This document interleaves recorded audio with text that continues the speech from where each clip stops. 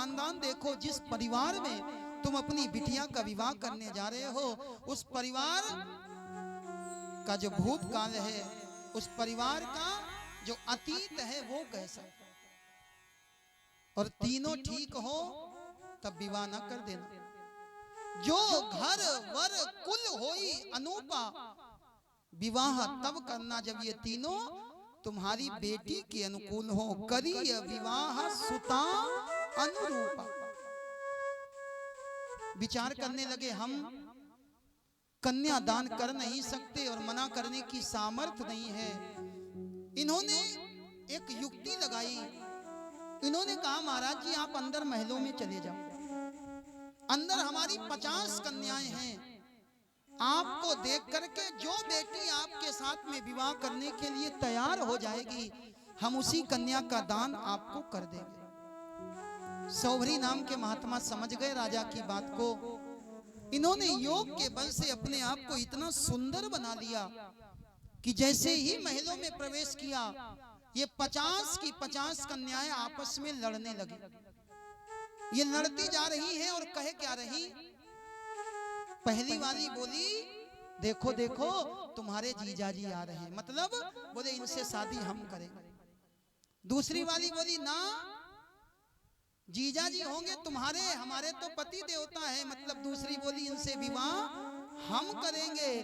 तीसरी बोली, बेकार में झगड़ रही हो, अरे इनका विवाह हमारे साथ होगा, ये तुम दोनों के जीजा बनेंगे। स्थिति ऐसी बनी कि 50 की 50 कन्याएं सौभरी नाम के महात्मा के साथ में विवाह करने के लिए तैयार हुई। महाराज को अपनी प्रतिज्ञा के अनुसार 50 कन्याओं का विवाह सौभरी नाम के महात्मा के साथ में करना पड़ा। महाराज जी एक विवाह करने के लिए गए थे, 50 विवाह करके लौटे। थोड़े दिन तक तो बहुत अच्छा लगा, लेकिन उसके बाद स्थिति वही हो गई जो हमारी आपकी हो जाती है। हाँ, शादी के बाद 1 वर्ष तक पति कहता है और पत्नी सुनती है। दूसरे वर्ष पत्नी कहती है, पति सुनता है, और तीसरे वर्ष दोनों कहते हैं और मोहल्ले वाले सुनते हैं। सौभरी नाम के महात्मा ने भी 50 कन्याओं के साथ में विवाह किया। थोड़े दिन तो बहुत अच्छा लगा, फिर लगा कहाँ हम पूजा पाठ में रहने वाले महात्मा, और एक विवाह के चक्कर में इतने विवाह हो गए। लेकिन फिर भी इन्होंने गृहस्थ धर्म का पालन किया। विवाह होने के बाद हमको मेरे भाई अपने गृहस्थ धर्म का पालन करना चाहिए। इन्होंने अपने गृहस्थ धर्म का पालन किया है। इनका अंत समय आया, इन्होंने अपने शरीर को छोड़ा। इनकी जितनी भी रानियां थी, वो सारी की सारी रानियां इन्हीं के साथ में सती हो गई। मनु के वंश में एक राजा हुए हैं त्रिबंधन जी महाराज। त्रिबंधन जी के पुत्र हुए सत्यव्रत जी महाराज, जिन्हें हम लोग त्रिशंकु के नाम से जानते हैं। त्रिशंकु जी की कथा आप लोगों ने सुनी होगी। त्रिशंकु जी के मन में भाव जगा, हम सशरीर स्वर्ग जाएंगे।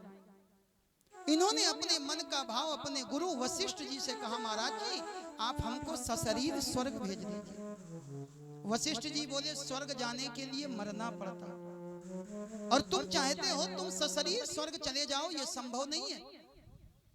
इन्होंने कहा हम सशरीर स्वर्ग जाना चाहते, और जब वशिष्ठ जी ने मना कर दिया तो ये विश्वामित्र जी की शरण में पहुंच गए।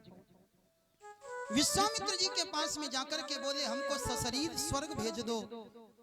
विश्वामित्र जी ने अपने योग के बल से त्रिशंकु जी को सशरीर स्वर्ग भेज दिया। त्रिशंकु जी स्वर्ग में पहुंचे, और जैसे ही स्वर्ग के दरवाजे पर पहुंचे, इंद्र ने देखा, इंद्र ने इनको धक्का दे दिया। त्रिशंकु जी ऊपर से नीचे गिरने लगे, आवाज लगाने लगे, हे विश्वामित्र जी रक्षा करो, रक्षा करो, रक्षा करो। विश्वामित्र जी आए, और विश्वामित्र जी ने आकर के अपने योग के बल से त्रिशंकु जी को बीच में रोक दिया। ये न रहे ऊपर के और न रहे नीचे के, और आज की भाषा में कहें तो ना रहे ये घर के और ना रहे मेरे भाई त्रिशंकु बनने का प्रयास ना करो। आप जहां हो वहीं प्रसन्न रहो।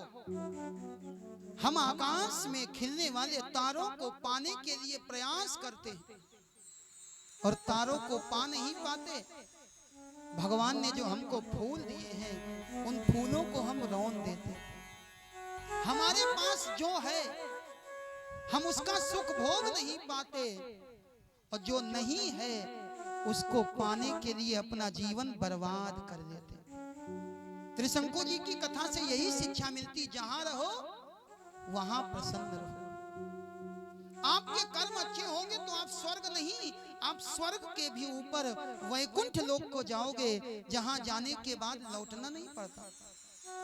स्वर्ग जाने के बाद वापस आना पड़ता। स्वर्ग में जीव कब जाता है? जब जीव के बहुत सारे पुण्य इकट्ठा हो जाते हैं तब जीव स्वर्ग में जाता है।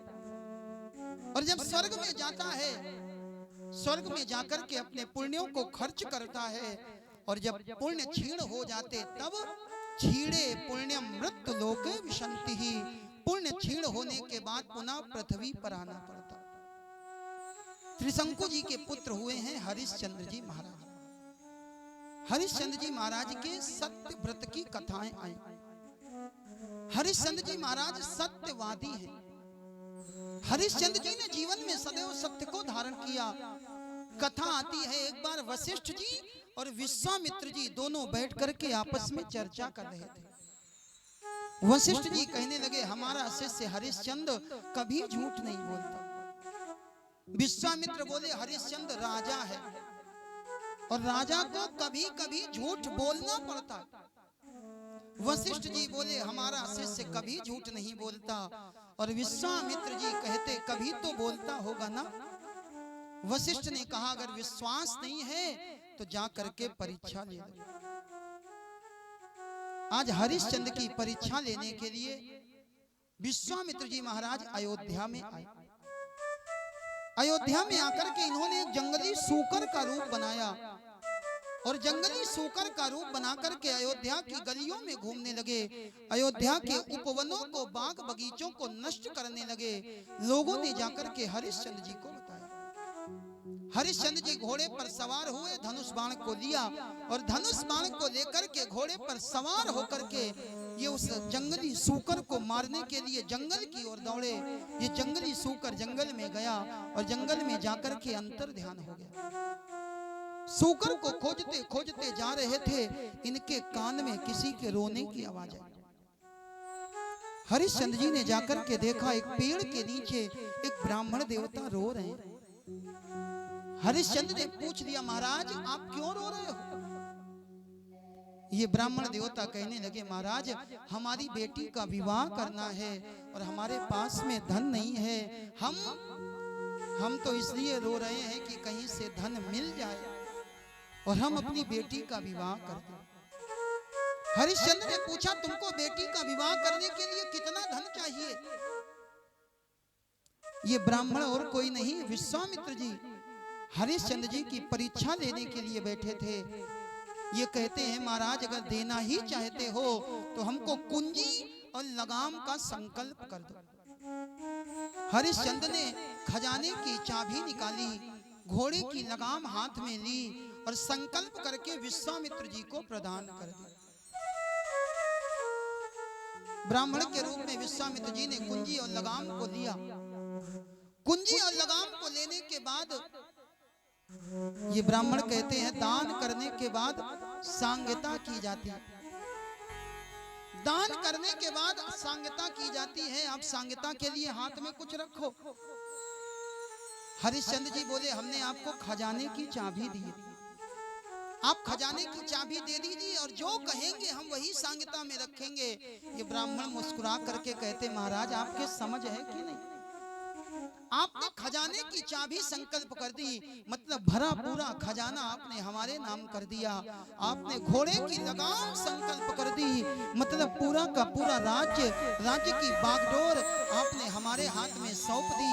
अब तो कहीं और से ला करके दो। इस अयोध्या के राजभवन में, इस अयोध्या के राजकोष में आज से आपका कोई अधिकार नहीं।